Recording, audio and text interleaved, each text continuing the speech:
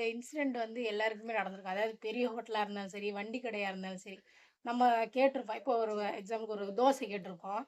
நம்ம தோசை கேட்டிருப்போம். நம்மளுக்கு அப்புறம் ஒருத்தவங்க சொல்லியிருப்பாங்க, தோசை அப்டி சொல்லிட்டு. அவங்களுக்கு தோசை குடுக்கும்போது நம்மளுக்கு ஒரு டென்ஷன் வரும் பாருங்க. அப்படியே அந்த கடைக்காரன் மறப்போம். அவர்ல "இந்தா ஐயோ மறந்துட்டேன் சார், இதோ தரேன்" அப்படின்னுவாங்க. அதே மாரி அ நம்ம காசு இருக்காது. சரி தோசை, சாம்பார் சாப்பிட்டுட்டே இருப்போம். அப்போ ஒருத்தன் சிக்கன் குடுங்க. அது கூட ஒரு லிஸ்ட்ட போடுவாங்க.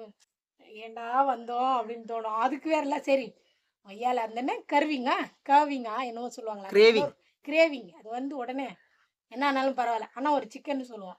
நம்ம சொல்லவும் அவன் சொல்லுவான். இப்பதான் சார் முடிஞ்சுச்சு. லாஸ்ட்டா அவங்களுக்கு குடுத்துட்டேன் அப்படின்னு.